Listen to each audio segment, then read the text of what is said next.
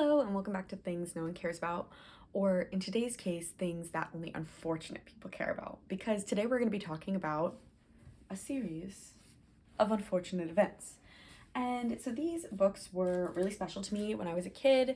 I really loved kind of like the background plot of VFD, and it kind of always felt like there were like answers or like a story that was kind of just out of reach to me when I was reading them as a kid. And then I grew up and I watched the TV show when it came out, like, I don't know, a couple of years ago. And that kind of answered a lot of questions. But I've wanted to make a video about these for a while now, but I didn't really have a good handle on like what exactly I wanted my angle to be or how really I would talk about them. So I kind of knew that I wanted to make a video about them. So I kind of started rereading them, and then I was like, okay, well, I really got to figure out like what I want to be talking about in the video. So I kind of put out a sneaky question on my channel, and I asked you guys, I'm starting to think about my next non-lane video as I finish up my cosplay that I was working on, side note. Yeah, award-winning cosplayer here.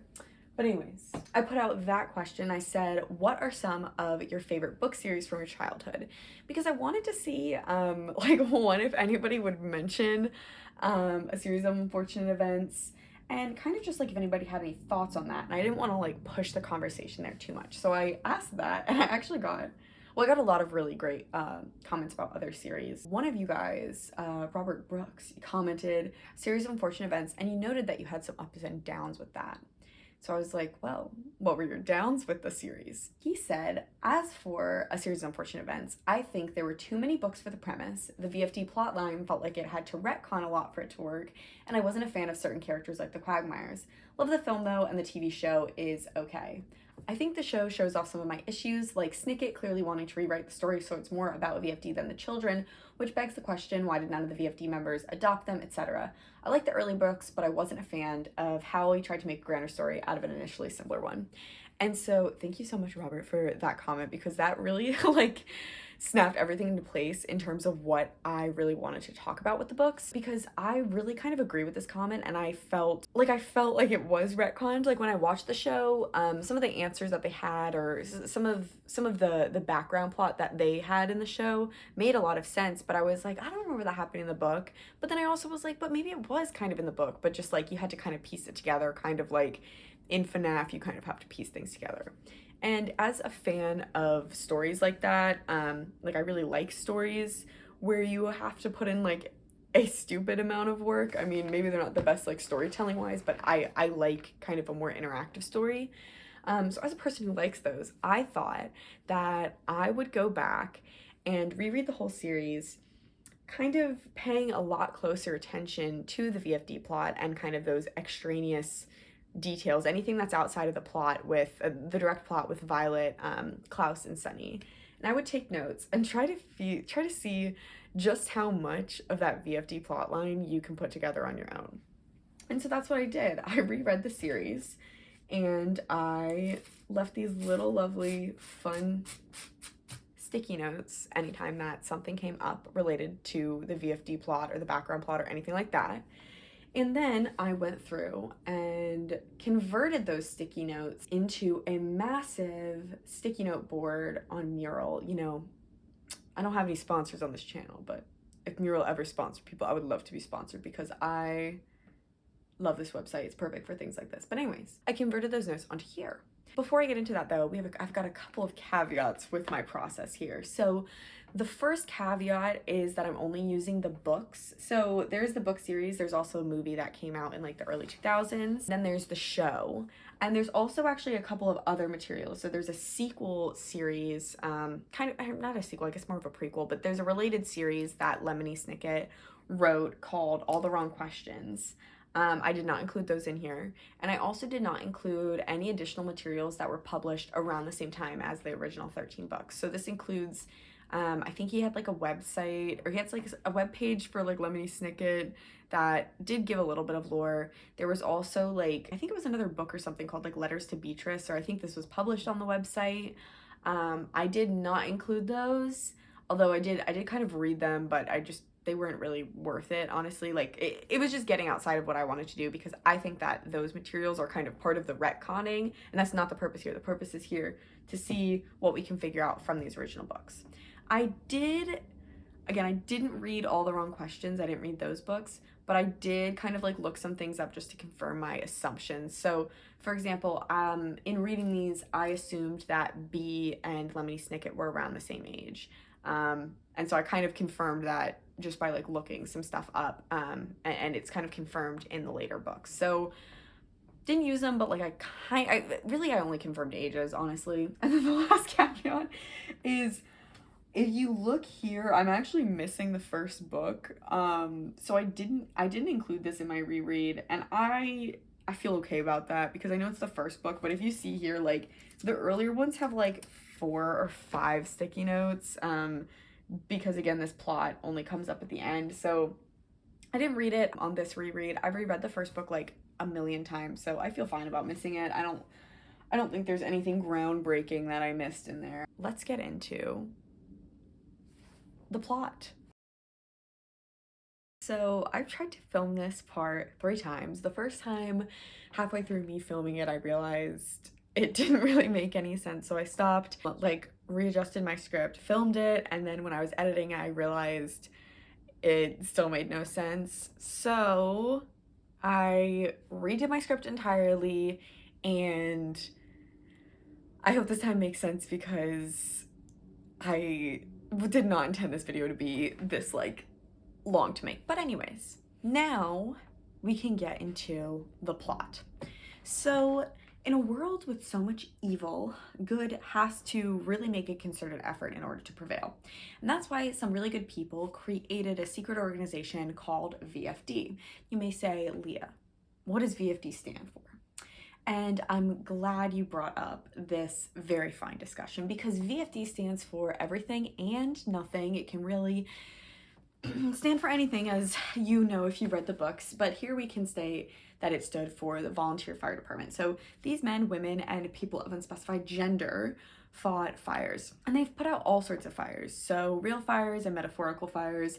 They really were just kind of veritable favor doers to anyone who needed help. They had a variety of tools at their disposal as well.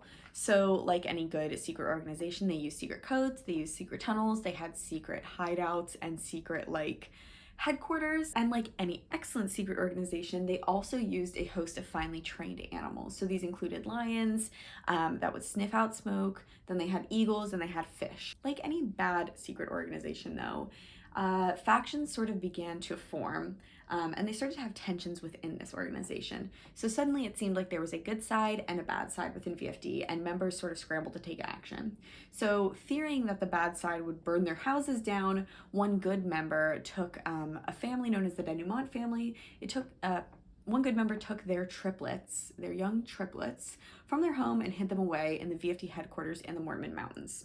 The bad side that starts fires, they started a fire and they burnt down the Denouement family home, killing the parents, which is interesting because if you remember, they're the Volunteer Fire Department, so should have been able to get out of that one. Another VFD family, the Snickets, they were also at the center of this schism that was starting to happen. The children, Jacques, Kit, and Lemony, were inducted into VFD during the schism. They were super young. Poor little Kit was only 4. After the schism though, VFD had fully split into 2 sides. The one side was the side that started fires, and the other side was the side that put them out. For ease of clarity, I'm just going to call them the good and bad side. So the bad side is the side that causes fires, and the good side is the side that puts them out. Just like a really quick tangent is that like a big theme and the big through line throughout these books is sort of moral grayness. So even though I'm saying like good and bad side, is kind of like paradoxical with these books, because that's like kind of the point of them, is that there are no such thing as like good or bad, and they have this like metaphor later on that like people are like mixed salads with like good and bad things in them. So I recognize the irony, but that's what I'm calling them for ease of brevity. So they had these 2 sides, and they started to things just kind of got naturally split up between them. So the bad side got the lions and the eagles, the good side got the carrier crows and the reptiles. Some of their equipment like submarines and things like that also got split up, but the codes were trickier to deal with. Both sides still had vestiges of the VFD symbol, which was it's like the well-known eye symbol that in the books Count Olaf has a tattoo of an eye on his ankle. It's not actually an eye, it's VFD, like arranged in an eye. After the schism, they stopped doing these tattoos, but the people who already had the tattoos already had them. So both good and bad sides had them. Both sides also knew the codes, meaning that both sides could decrypt them. And both sides were also had the same disguise kits, the same hideouts, and both sides were also really stupid and never changed these codes, disguises, or hideouts for at least like 30 years after the schism. So that's kind of interesting. But despite this, VFD still continued on both sides. So those who were children at the time of the Great Schism, they grew up, they learned the tricks of the organization, they became trained, and they never really knew the cause of the schism. Throughout the books, we never know the source of the schism, and that's because the characters themselves don't really know. There's a couple characters that may know, like Captain Wittershins, who I'll mention later. So some of the folks who are a little bit older at the time of the schism, they may know, but most of the kids just didn't know. So they started learning the tricks of the trade, and they started mingling with other volunteers of their age, and romances sort of naturally formed. So our little Lemony Snicket, he started dating a volunteer named Bee. Young Kit Snicket started dating another volunteer named Olaf. And Olaf had a friend named Esme to whom he gave a VFD branded tea set. I think. That's a little input from me. So these relationships continued to grow over the years, but with them grew a new round of tensions within the good side of VFD. See, the good side was looking for a new weapon to use against the bad side of VFD, and they found this weapon in a dark and dank place called the Gregorian Grot. So deep in the sea cave, our volunteers found a mushroom known as the Medusoid mycelium, a veritable fungal danger, because the Medusoid mycelium is so deadly that it can kill you within the hour. And what's more, the mushroom has a special growth cycle where when it wanes, it's harmless and pretty much like undetectable, but when it's waxing, you'll see its dark gray spotted stalks growing, and these are the stalks that release the that release the deadly spore. So the good side of VFD was super interested in studying this mushroom, so they built a tunnel from the grotto to their marine research facility at Anwissel Aquatics. This research facility was run by three main people, so two brothers named Ike and Gregory Anwissel, along with Captain Wittershins and his budding young family. So while studying the mushroom, the good side also began studying the cure for Medusoid mycelium. They discovered that horseradish was the cure, and so then they built a horseradish farm factory on Lousy Lane. They used Lucky Smells lumber mill to help build this. They built this factory or farm or whatever in order to ensure that they would always have a good supply of the cure. So they continued to research this cure, though, in order to hopefully find kind of like a vaccine, so some way to like inoculate the volunteers against the fungus, something like a vaccine formulated dilution, something like that. So even though they didn't have the cure, the good side worried about where to put this cure, because it's so important to have a great hiding place for a thing that you have not developed. So Bee and Lemony, in love at this point, dating, they decided that there's only one good option for this, and that is in a sugar bowl with a tight-fitting lid that is waterproof and won't open in the water, and is a bizarrely secure sugar bowl in a tea set. And this is the sugar bowl from the tea set owned by Esme, the one that I think Olaf gifted Esme. So Bee and Lemony, they befriend Esme and they steal it from her. And when Esme discovers this theft, she has an appropriate and proportional, just totally natural response where she decides to become an arsonist, and so she joins the bad side. So I mentioned the tensions building, and the whole cause of this was this Medusoid mycelium, because while the good side of VFD was kind of going full steam ahead on creating this biological weapon, unsurprisingly, some people within the supposedly moral side took issues with it. Because like I said, the Medusoid mycelium is super deadly, and also like it's a mushroom. It's pretty hard to control it. Like if you let its spores go and poison people, they're probably gonna grow elsewhere. And so like that's kind of messed up. And this whole dispute is possibly the reason that Count Olaf's parents had to die. So it could be that they were on the good side and they were planning to interrupt the Medusoid mycelium research, or it could be that they were on the bad side of VFD, or it could be that they stole somebody else's sugar bowl or another unimportant kitchen item and somebody decided to murder them. I don't know. But either way, Count Olaf's parents had to be killed. So on a night when the parents were seeing an opera called La Forza del Destino, Beatrice and a man named Bertrand, they picked up a box of poison darts from Kit before she was caught by Esme. who was trying to stop this whole assassination. So they're doing that. Lemony Snicket, he had gotten a job as an accordion player within this opera, so he's disguised, hidden in the pit. And the two poison darts eventually found their way into the necks of Mr. and Mrs. Olaf's parents. So you might remember this happening from a show. Again, I'm not talking about the show, but in the books we don't actually know who was like ultimately responsible for killing them. But either way, it was Bee, it was Bert, it was Lemony, and it was Kit. So unsurprisingly, after this, Count Olaf decided to leave the good side of VFD because they killed his parents, and he began starting fires. It's also kind of unknown if Olaf and Kit were still dating at the time of this assassination, but if they had been dating, they probably broke up because of this. So that's that. Lemony and Bee, however, were still having a very strong relationship, stronger than ever, and Lemony Snicket actually proposed to Bee with a ring that once belonged to the Duchess of Winnipeg, and the two were betrothed because she said yes. At this point, we have a curious event. Much like the Great Schism, we don't know much about this event, but here's what we do know. There was a story published in a newspaper called the Daily Punctilio, and this story framed Lemony Snicket for arson. Interestingly enough, this story was possibly published by Lemony's brother, Jacques, and then Captain Wittershins, having read the story, quickly showed the story to Beatrice and other members of VFD, and they seemed to believe it, and then Lemony immediately went on the run so as to avoid being arrested, and he was unable to even see Bee before he had to leave. So we don't know what he was framed for. We know it was arson. We know that it was probably something that Count Olaf did. The part about Jacques having written the story, I'll get to a little bit later. That's not confirmed, but we know that Jacques worked for Daily Punctilio. And we also know that Lemony Snicket says that one of his own family members betrayed him. So I put two and two together, and that's what I think.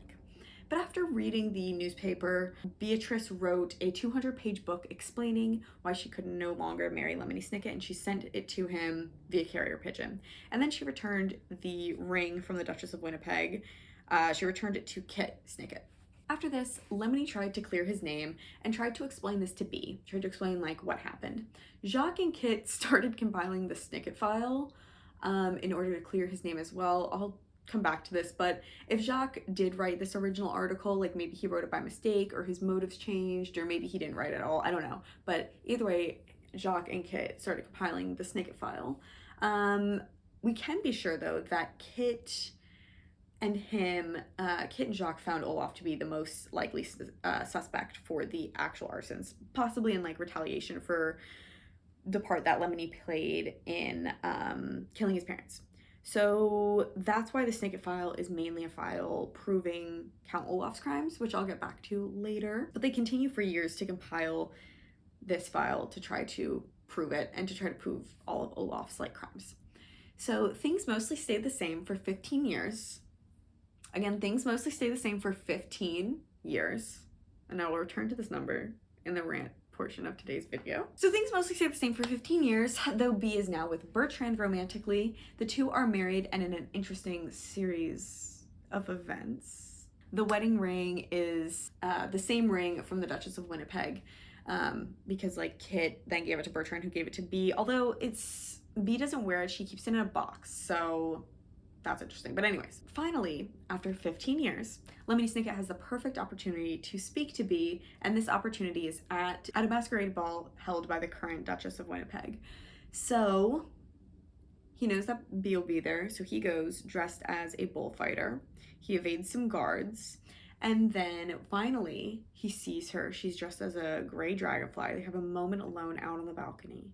He gets to say to her what he's been trying to say for 15 years. He says, Olaf is, and then she gets carried away by a giant eagle and taken to its mountain nest. So that's unlucky or unfortunate. So this is the last time that Lemony Snicket would ever see Bee, unfortunately. After this, he had to go back on the run, and Bee and Bertrand continue their life in VFD. And Bee is just like, doesn't really seem like Bee's ever trying to find him. I don't know. I think that's interesting. I'll get back to that later. Like, Kit and Jacques They tried to like have a couple of like rendezvous with Lemony, but B doesn't. We don't have any proof that B tries to do that, which I think is kind of interesting. But anyways, B's with Bertrand. Eventually, they find themselves shipwrecked on an island. Although this island is not deserted, it is actually inhabited by a lot of other shipwreckies. It has this whole little community, and B and Bertrand become the leaders of or the facilitators of this island. And during this tenure, they continued the 15 plus years of research that had been going on into Medusoid mycelium and the cure, and they develop a botanical hybrid between horseradish and crab apples. They start to grow these on the island, and they also start to chronicle the events in their life. I think this was started by them, but either way, they write in this book called A Series of Unfortunate Events. Wow.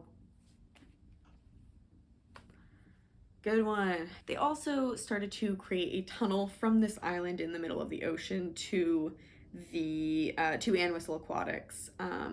Although unfortunately or fortunately, this tunnel was never finished. The island community also undergoes a schism. Schisms are another through line of this book. And B and Bertrand left while B was pregnant with Violet. Again, she was pregnant with Violet. This is another detail I'll be coming back to in the rant portion of today's video. So B and Bert returned back to the mainland world to find VFD tensions as high as they had been since the Great Schism, because the Medusoid mycelium bioweapon conflict that had been brewing for again 15 years finally reached a head when Captain Wittershins and Jacques Snicket took action and burned down Ann Whistle Aquatics and flooded the Gregorian Grotto below, effectively destroying the research, the mushroom, and the cure.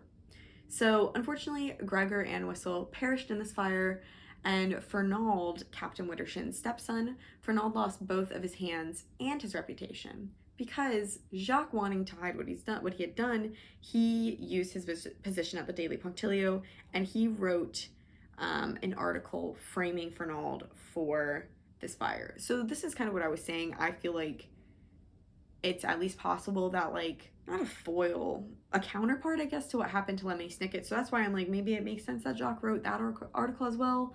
I don't know. But there's another journalist, like, later on that they mentioned, like, during that actual time that the series takes place in. Maybe she wrote the article framing Lemony Snicket. I don't know. But anyways, Jacques writes that article framing Fernald. And after this framing, Fernald joins Olaf's troops and the bad side.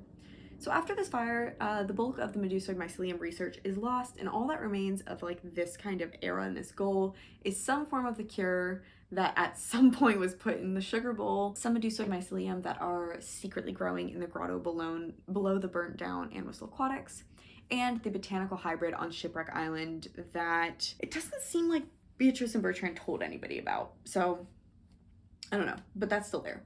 So B and Bert, they start their family. They give birth to that first child, Violet, and they eventually have two more children named Klaus and Sonny Baudelaire, although unfortunately the family would have only a little bit of time together because about like 15 years later, Count Olaf burns their house down, killing the parents, despite the fact that Beatrice and Bertrand were also part of this volunteer fire department and also had a secret tunnel under their house and hypothetically should have been able to escape the fire, but I digress. Following the death of their parents, the Baudelaire children had their affairs placed into the hands of a banker named Mr. Poe at Mortuary Money Management, and then the siblings were placed in the care of an evil man named Count Olaf, who's trying to just steal their fortune. And then after, it's discovered Count Olaf was just trying to steal their fortune, they keep getting shuttled around to various guardians, and it's kind of comedic, and that's like the first half or more of the series is them being shuttled around to these different guardians. Bafflingly enough, none of the other VFD members, who are just such good friends with Beatrice and Bertrand, step up to take care of the children, and I'm not counting Josephine or Jerome, who technically were part of VFD and technically were their guardians because both of them sucked. But while the Baudelaires are being shuttled around, two things become important kind of randomly to VFD: the Snicket file and the sugar bowl. And I know I've been making kind of like snarky little comments, but at this point I kind of just have to like go full snark because this kind of makes really no sense. So first, with the Snicket file, when they bring this up in, I think, like Hostile Hospital, it seems like so important. Like, they make it seem like the snicket file is like the most important thing, and they have to find it. And also, like, Jacques needs to find it. That's what we learned, that Jacques is like searching for it, which is so weird because he made it, or like had a big part in making it. So I don't understand how you lose it or how you don't know what's in it. It's like weird that it's stored at the hospital, because the hospital doesn't really seem to have any other connections to VFD, although, like, okay, fine, they have like secret hideouts everywhere, fine, whatever, one's in the hospital. Like, then they also say that like the file was at like Montgomery's mansion. I don't know. Also, yes, I know Montgomery is part of VFD, but like, again, it's like, why aren't the VFD members who were guardians better at being guardians? Like, we're kind of given dual views. One is that VFD is really competent and everybody is smart in it, and two, that they're like bumbling idiots like Jerome and Montgomery and Josephine. But it's because it was retconned. That's gonna be the conclusion of today's video. But anyways, that's the snicket file. Then they also just drop the snicket file for like 1 or even 2 books, and then when they do bring it back up again, it doesn't even matter, because like VFD's great plan was to arrest Count Olaf and like try him in a court using this file, but it fails because the court is infiltrated by 2 like very evil people, and it's also implied that these people are like well known, so VFD like knows about them. But that's the man with the man with beard but no hair, and a woman with hair but no beard. And like, you're a secret organization, so, and you were making a bioweapon, so I don't really understand why you're trying to like, I will get him in the court of law. Objection!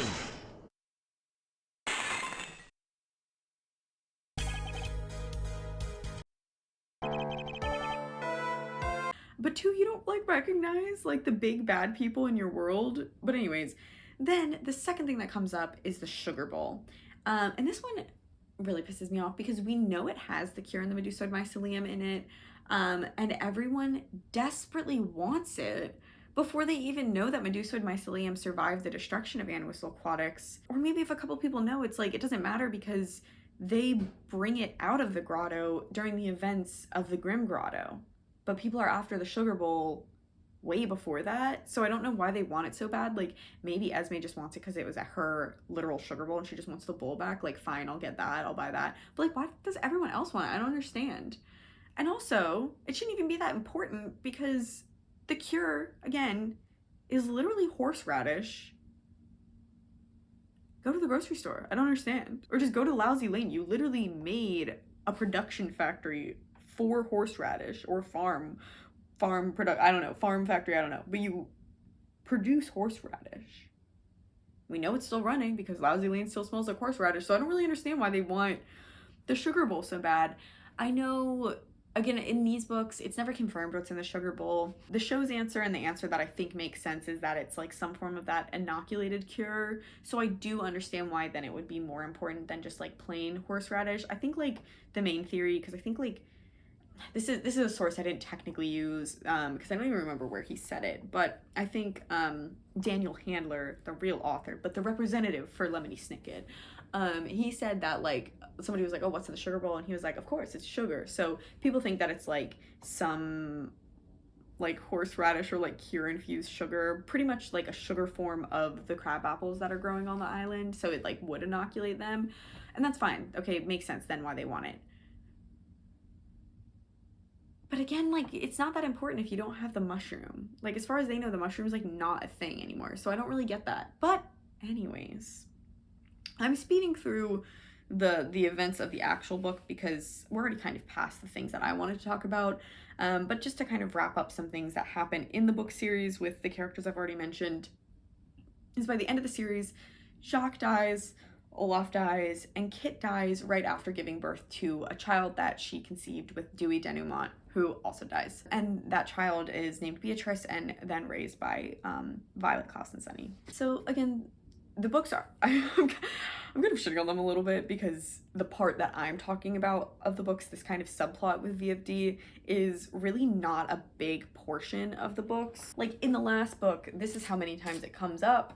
But like earlier on, it's like not, I mean, this is even like halfway through and it's like so much less. So the part that I'm bitter and annoyed about, I guess you could say, is not even the main part of the books. The book series is really good, and I think you should read it if you haven't. It's like just a fun read. But yeah, I'm not really going that much into it because, like I said, I'm interested in the back plot of it. So that is a brief overview. Actually, it's not even a brief overview. That's just an overview of like what I'm able to put together. And part of why I kept having to redo this is because I wasn't connecting the dots enough. So it might sound kind of like a coherent story, but it's not. I had to put together all of these in an order that made sense. And I'll try to show on screen like my proof for each point, like, the quotes from the book and the page numbers and all that, for each section. And so then maybe you'll be able to get a sense of like how much I'm having to piece together. And now, let me rant a little bit.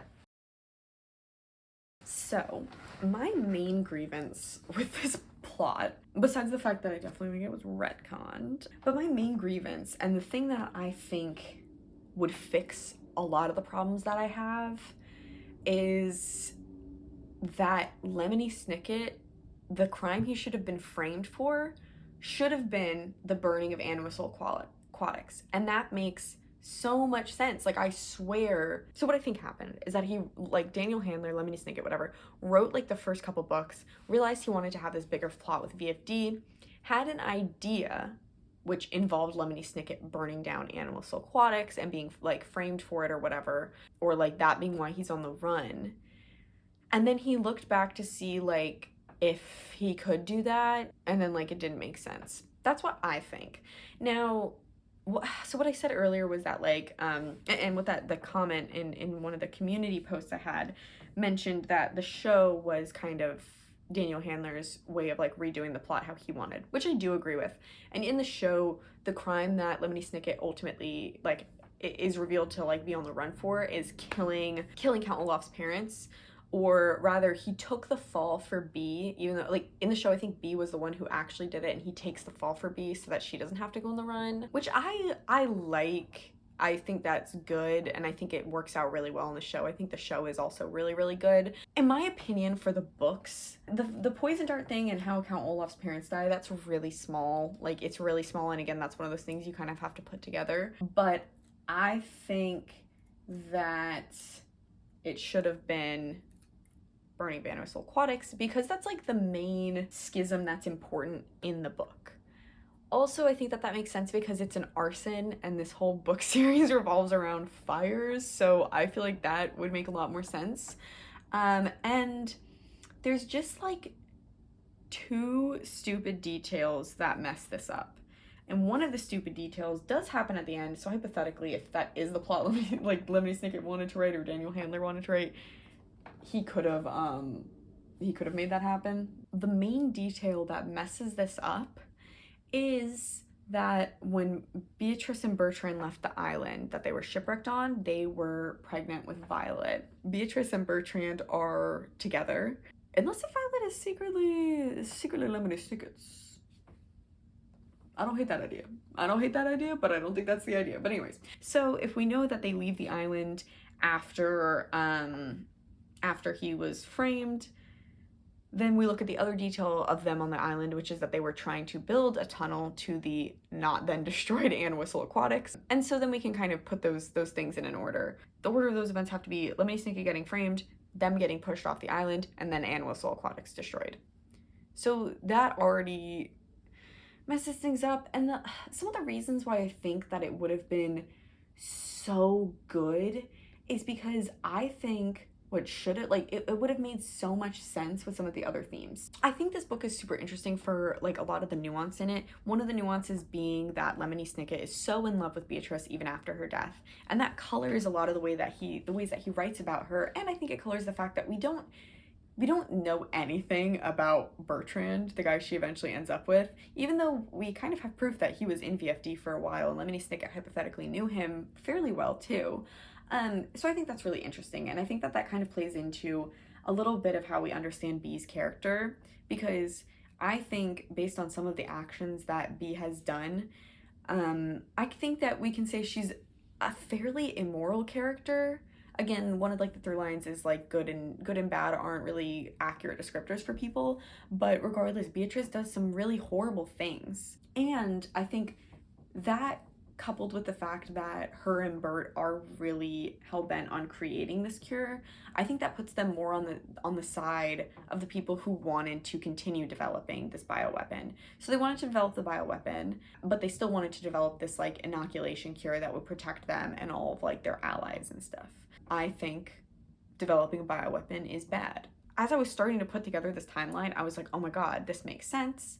If Beatrice was on the side of the Medusoid mycelium, and then let's say that either Lemony Snicket actually did burn down animal aquatics because he was against it, or if Jacques burnt it down and framed Lemony for it, that would make so much sense. I was thinking that Jacques framed him and Fernald, that they worked together, that's what was in the news story, that him and Fernald burnt down animal aquatics. And then it would make sense why Beatrice had to write this long book, essentially, breaking off the engagement with him, because, you know, if that was a project that she was really hell-bent on helping them with, then it would make sense why she broke up with him for it. I really wish that that's what the story was, because then it would also make sense why Jacques framed Lemony, because that was his brother.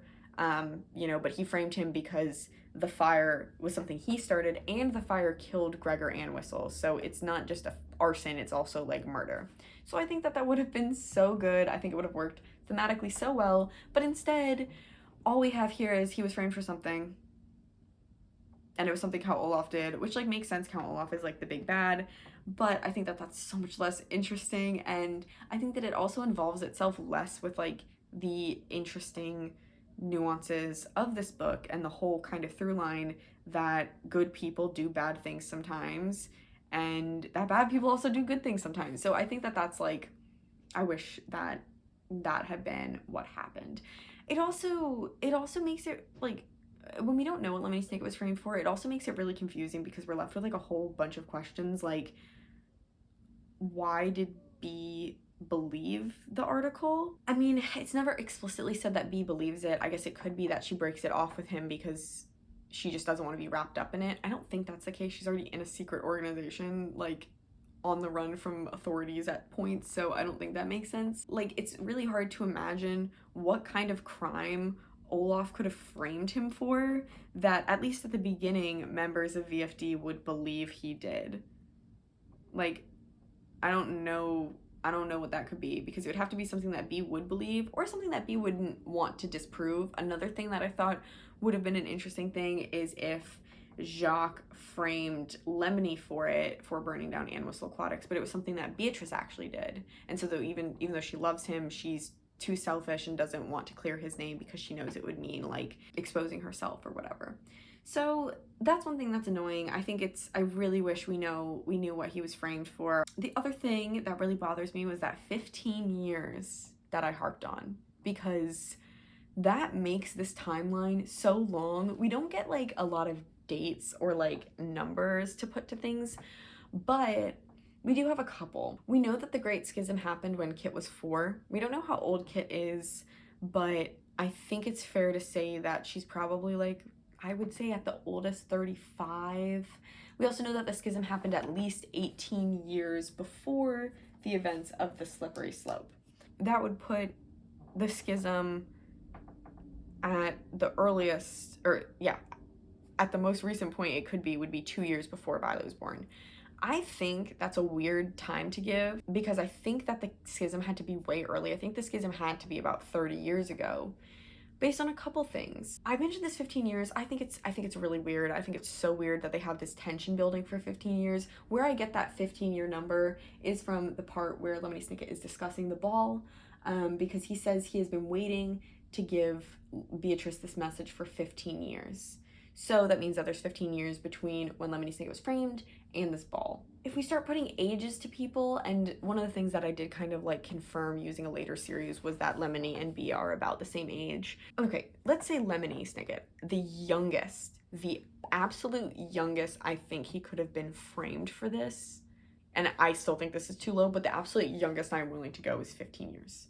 So if he was framed at 15 years old, that means that the ball was when he was 30. So then when B was also about 30. I think the ball happens, as I mentioned, like before they're shipwrecked on the island. I don't know if I have a reason why I think that, but I just think that.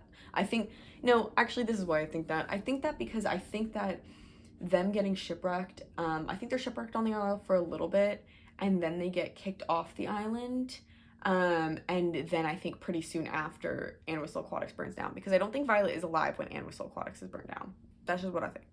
That is just what I think. But so then that means that, like, Lemony Snicket is, like, okay, so he was 15 when he got framed, 30 when the ball happened, let's say 31 when Anne Whistle Aquatics burned down. Then we still have, like, 15 or 16 years till the start of this book. So then he would be 45 when the books start, which means that that's also how old B would be, which I think is too old. Like, there's a big age gap between Sunny and Klaus, and people can have babies at any age, but I think 45 is pretty old to have a new, like, infant. And also then, even crazier, we know that Kit is older than Lemony, and so then she has a baby later on. So then that would mean she's, like, between 40 and 50, which, again, I'm not saying it doesn't happen, but I think based on how people are described, I don't think that that's correct. Like, I don't think that that makes sense. And I think that when, like, Lemony Snicket kind of just throws these numbers in, I think he just throws them in for dramatic effect. Like, the ball is mentioned in, I think, book 5, which is The Austere Academy. Let me double check that. I think that's on page 167 in here. Yes, he mentions it in here. This is so far before anything about VFD comes up. I think this is before, like, okay, maybe not so far. I think VFD comes up in Ursat's elevator for the first time. Or definitely comes up there. I don't think it comes up in this book. But I think at this point, he's not even thinking about that. And I think he just says 15 years because, oh my gosh, wow, he's been waiting to give B this message for 15 years. So that's kind of part of the evidence why I think that it's retconned, but it really pisses me off because that 15 years thing, it doesn't, like, explicitly mess up anything, but it just, like, makes things feel a little weird. Like, that just doesn't feel right, because that's working from a timeline where Lemony Snicket was framed for arson at 15, which, that's crazy. Are you telling that you know what, that actually can't even be that earlier, because before this we know that he kills Olaf's parents. There's part of the Olaf parent assassination plot before this, and I don't think he's pretending to be an accordionist at 15 or younger. Nor do I think two 15-year-olds, Beatrice and Bertrand, assuming Bertrand's around the same age as them, I don't think that they're, like, going to an opera at 15 to kill somebody. I don't know. I just don't. I know that they do stuff in VFD when they're younger, like they all join VFD when they're super young, but I just don't. The activities being described, I still just don't think make sense. And again, I haven't read the All the Wrong Questions series. I'm sure that would give me loads to work from, but that's not the point of this video. So those are two of the things that kind of bother me. Another thing, and this kind of adds to my earlier point that I think that B is not a good person, and there's more to that, is a section in Ursat's elevator on page 213. So this comes when they're at the bottom. They're in the tunnel that connects Esme Scholar's apartment to the Baudelaire mansion. So that's the part that's happening there. The small wooden box is one of my most prized possessions because when the lock is opened, according to the code, a small silver key may be found inside, and this key fits the lock on one of my other most prized possessions, which is a slightly larger wooden box given to me by a woman whom my grandfather always refused to speak about, possibly related to the schism, I don't know. Inside this slightly larger wooden box is a roll of parchment, a word which here means some very old paper printed with a map of the city at the time when the Baudelaire orphans lived in it. The map has every single detail of the city written down in dark blue ink, with measurements of buildings and sketches of costumes and charts of changes in the weather, all added in the margins by the map's 12 previous owners, all of whom are dead. I have spent more hours than I can ever count going over every inch of this map as carefully as possible so that everything can be learned from it and can be copied into my files and then into books such as this one in the hopes that the general public, okay, whatever. The map contains a lot. The most fascinating thing that the map contains was discovered just at this moment by the 3 Baudelaire children. Sometimes in the dead of night, when I cannot sleep, I rise from my bed and work the code on the small wooden box to retrieve the silver key that opens the slightly larger wooden box, so I can sit at my desk and look once again by candlelight at the 2 dotted lines indicating the underground hallway that begins at the bottom of the elevator shaft at 667 Dark Avenue and ends at the trapdoor that the Baudelaires managed to open with their ersatz crowbars. I stare and stare at the part of the city where the orphans climbed out of that ghastly corridor, but no matter how much I stare, I can scarcely believe my own eyes any more than the youngsters could believe theirs. So he's surprised that there is a tunnel connecting 667 Dark Avenue, which is Esme Squalor's apartment, and the Baudelaire's apartment, which I think he's surprised by this, and it keeps him up at night and etc. because he didn't know that Esme and B had this connection. Granted, it could be Esme and Bert, but given that he never talks about Bert at all, I don't think that it's that. Of course, you know, it never comes up, and I hope you can tell too from that passage, if you haven't read these books, how I love the writing style in these books. I think it's so fun. I think it's so entertaining. I loved it as a kid. It's one of my favorite things about it now. It's so unique, all that. But you can tell that kind of writing style really lends itself to creating such a difficult timeline, because Lemony Snicket or Daniel Handler is so rich with descriptions and so like abundant with them, I guess, that he gives so many details that when you're making a timeline are exhausting. And it's even more exhausting when it's a situation like this where there is very evidently a purposeful secret kind of plot or background plot at some point, but that plot almost certainly was not conceived of in its entirety, at least this early on. So then you have a situation where when you're rereading these books, like I am, trying to look for details, it's like extremely hard to delineate what's important and what's not. I'll put a link of my sticky notes, so everything that's marked here with these blue little sticky notes, I'll put a map of that in the description so that you can, like, if you're interested, you can see, like, there's a lot of things I didn't include, not because they don't make sense or like they conflict, but because like they just aren't necessary and they don't really add anything to the central plot that I'm trying to put together. And I think this is like such an interesting double-edged sword, because I think on the one hand it creates this really rich world building where it is so mysterious, like you want to know more about these like little details he just throws out there, but when it comes to the actual like underlying plot that he does explain more about, you actually get like very confused with it, and there's a lot of conflicting things. That's kind of the end of my rant. One thing I did want to talk through really briefly is just kind of tracking the sugar bowl. I do believe that Olaf first owned the tea set, and then he gave it to Esme, and this was a prized possession of hers because she maybe had a little crush on her acting teacher or mentor or whatever. And then Lemony Snicket, along with Beatrice Baudelaire, stole it and brought it to VFD headquarters in the Mortman Mountains. At some point, they added something to the sugar bowl. In Slippery Slope, when the Mortman Mountain headquarters are burnt down in the Valley of the Four Drafts, a volunteer throws it out the window, it goes into the river, it eventually ends up in the Grim Grotto. During the events of the Grim Grotto, Kit Snicket actually climbs down tunnels. Again, these people, they love tunnels. But this is the tunnel from the burnt down Animus Aquatics. It's burnt down at this point. She goes down there, grabs the sugar bowl, climbs back up, and brings it to the Hotel Denouement in the Penultimate Peril. In the events of the Penultimate Peril, it is tossed out the window. It's first in the laundry room, and then it's tossed out the window, and it goes down into the depths of the pond outside of the hotel, which is actually the secret VFD library, where it remains to this day, unless if something happens to it in one of the later materials in the series that I don't know about. So that is where the sugar bowl is.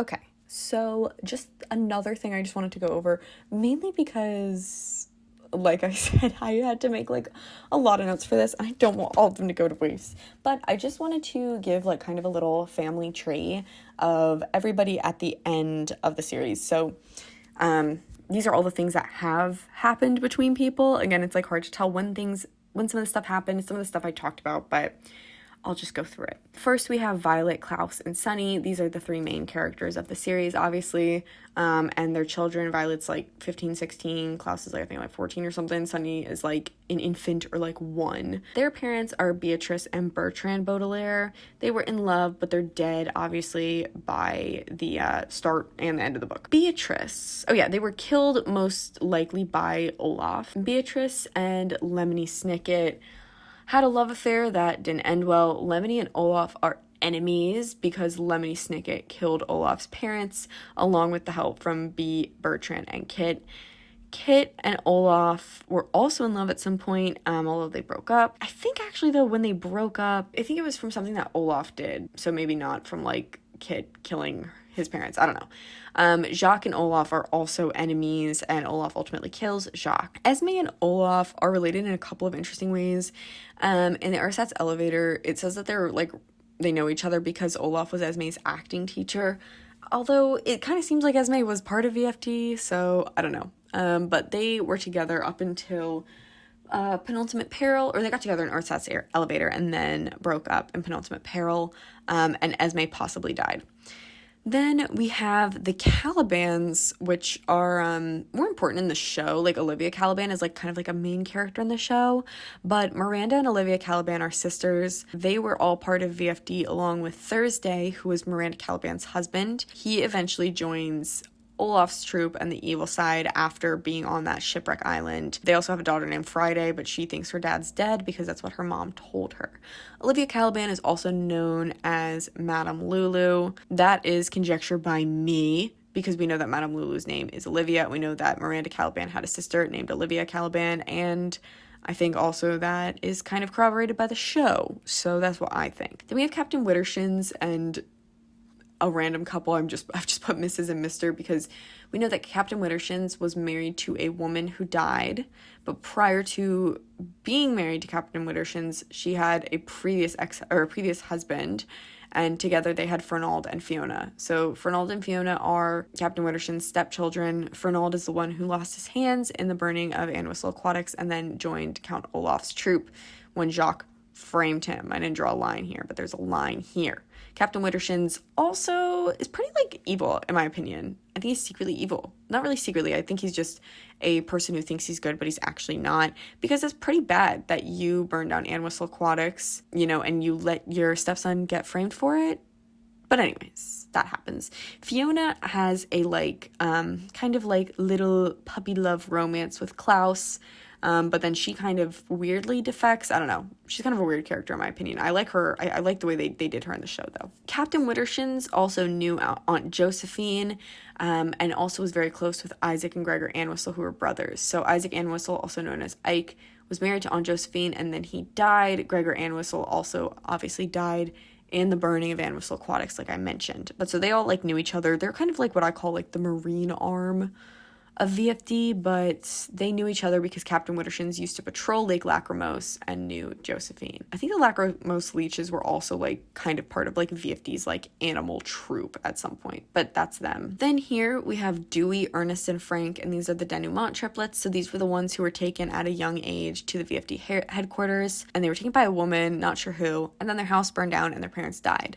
And Olaf says that he's the reason that they survived, which is kind of interesting. Also, again, with the age stuff is weird here. I'm so does that mean that it seems like Olaf is a fair bit older? A potential problematic age gap relationship with Kit? I don't know. But then, like I said, Lemony Snicket always has to add in random little details. One of them being the denouement triplets. Somebody says the triplets run in the denouement family. I feel like that literally has to mean that they're related to the Quagmires. These are the only other triplets we know in the series. But they are heirs to a sapphire fortune, I think. But anyways, they're again, they're so important. They seem so important when you meet them. And then they just totally legit disappear and we don't know what happened to them. But at first it seems like Klaus is going to have a little puppy love romance with Isadora, but then he doesn't. And Quigley and Violet have like a little puppy love romance that I don't think they ever meet each other again after the book series. So that's sad. But then just a little this was my whole notes. This up here is like all the things that we know happened to Lemony Snicket during the book, or like kind of tracking his journey, which again is interesting but not really relevant to the main plot at all. We have some other random things. These are just some like fun things that I like here. Some other mysteries that I didn't even get into is like the big question mark. It's like a submarine. It's like a big mystery as to what that actually is or what it's meant to mean. I'm not even gonna go into this here because it seems like Captain Wittershins dies or is killed or kidnapped by the big question mark twice. So I'm picking and choosing my battles, and I'm not picking and choosing that one. Then I have some other like little details that were interesting. There's a lot of like cool little things. Like for instance, when the Baudelaire children are on the shipwreck island, they discover a dragonfly costume that seems like it's the one that their mother wore at the ball. So that's kind of interesting. And then we have some other like interesting things that kind of give backstory to some of the characters. So like Lemony Snicket, he mentions this woman named Tatiana multiple times. I don't know anything about her. Some of this fun little facts, Ike and Beatrice could whistle with crackers in their mouth. That's fun. Yeah, the white-faced twins who are part of Olaf's troop, they actually lost a sibling in a fire that Olaf most likely started. They mention a CM Kornbluth a couple times. So it's fun when you like look at these details. They come up a bunch because again, Kornbluth's daughter and the Duchess of Winnipeg's daughter are both Snow Scouts. That's interesting. They mention William Congreve a couple times. They just have a couple interesting things. Oh yeah, they mentioned that Fiona's mom had a ruby ring, and for a while I was like, could that be the ring that the Duchess of Winnipeg had? I don't know. I don't think so, because I can't prove it, but I don't know. I didn't even mention Ishmael. Not even gonna mention Ishmael. And no, I'm not gonna call him Ish. How about this?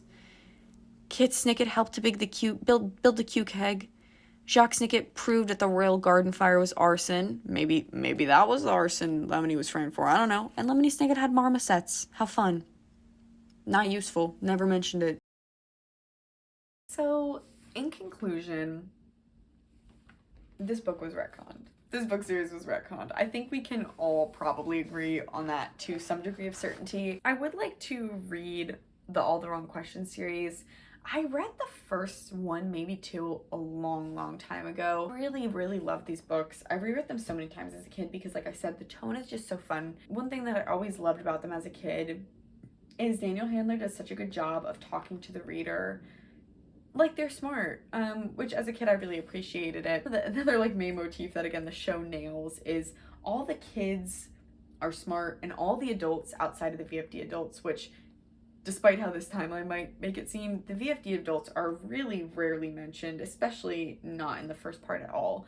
In like 80% of the book series, the adults are idiots, and the kids are constantly having to try to prove themselves to them and also try to like clean up for their messes. And so that's like, and it's also in a way that doesn't it doesn't read as like, yeah, kids rule it, adults are stupid. It's just like, it's a very great book. I feel like the book series is just so good, and it's a good introduction to kids about just like morality and like the nuance of morality and the nuance of like I said, how like, you know, not everybody's good and bad or good or bad, and that oftentimes things in life are really confusing, that good people do bad things, sometimes for good reasons or usually for reasons that they can justify to themselves. And then also like sometimes bad things happen and it's just unfortunate and it's unlucky and it sucks, but you have to do the best that you can do in your situation. Kids always have like a good attitude. That doesn't mean that like they are sad a lot of times and they talk about that, but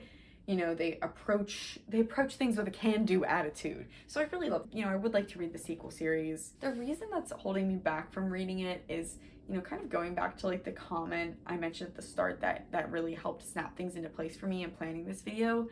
I do like the VFD plot, but I also don't like that it so obviously was trying to make something bigger than what the series was intended to be. And I understand that, in the publishing world, you don't know that you're going to be able to write a whole 13 book series and have it published. So I totally understand that. But like, I don't know. Something about it just like kind of bothered me a little bit when I was reading it as a kid, and still kind of bothers me reading it as an adult. And so I think that's actually a little bit of what I thought of the first book in the All the Wrong Questions series, is I just like thought it was too serious a little bit, or too complicated, because it's bringing this complex background plot to the forefront. But as an adult, I definitely will reread it and see what I take away from it. I hope I did a good job of this timeline. This is definitely like a timeline I feel like less certain of, because like I said, I don't think it's a very coherent or good timeline, but it's my timeline. Thank you for watching. Leave a comment if you liked the video, if you have any questions. If you read the book, definitely let me know which book was your favorite. I'd love to hear your thoughts on this book series, or if you have any other like kids or young adult books that you read that kind of had similar tones, because I feel like, again, the tone is just such a standout, and I feel like I never read any other books like this. So yeah, let me know down in the comments below, and if you're not already subscribed to me and you like timeline videos with convoluted timelines and convoluted series, then definitely hit the subscribe button. And yeah, thank you guys, and I'll catch you next time. Bye.